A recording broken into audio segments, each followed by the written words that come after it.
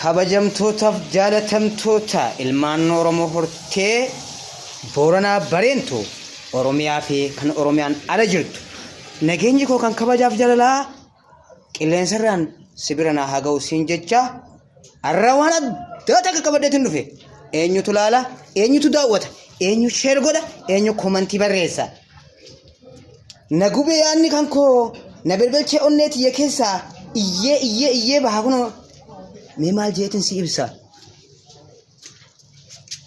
filmaata mee maaluma filatta eenyuma dhiifta abini moo izema biltiqinnaa dorgomta inni ati jaalattu qilintoo keessa jira inni ati dheebottuuf qaallitti hidhaa jira eenyu wajjin Oromoon filmaata gaggeessa guyyaa har'aa titicharraa abadan damman eeynu biltiqinnaa yoomillee hin filannu warri isa filate hudduu keessa dhiitamuuf yoomiyyuu jiraata gurra kiyyarraa ceequ cabsi waan biltiqinnaan hojjechuuf deemtu itti dhuftee garta siidaa aanoleef calanqoo buqqisuuf karoora baafatan fakkaata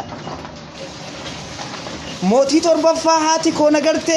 jedhee kan waggaa 3 dura nutti dhaadate abiyyi shanyiin mililike kaayyoo isaa qabatee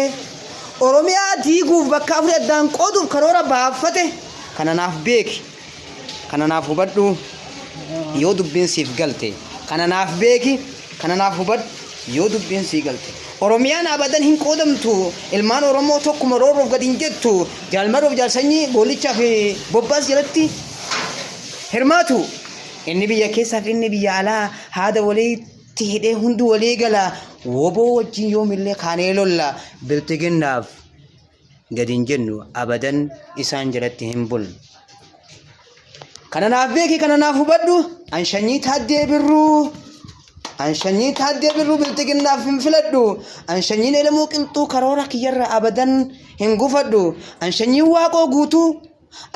waaqoo guutuu shanyiin jaarraa abbaa gadaa taayyee abadan hin filadhu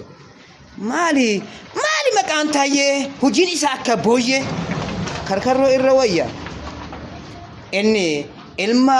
abbaa Isaayyee eenyu balleessanii eenyu nu ol kaasanii jarri hundinuu tokko kan nutti faarsanii abiyyi bobaa mallasaan turre waggaa 20 Oromoo basaasaan turre karaa kam nu baase meekami kan isaa turre kan abiyyi kan mallasaa jibbee kan miliq nu faarse goobanaa daacee sadaffaa ta'ee nutti dhufe abadan jimmaan bakkan bu'u abiyyi abadan sammuu waan qabu inni wallaalaadha akka sabiyyi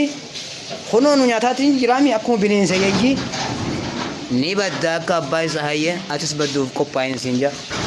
warri viidiyoo kana laaltan share like subscribe gochuun dagatina horaa bulaa deebanaa qophii kana caalaa bareedaa fi miidhagaa ta'e walitti deebina nagaan naaf jiraadha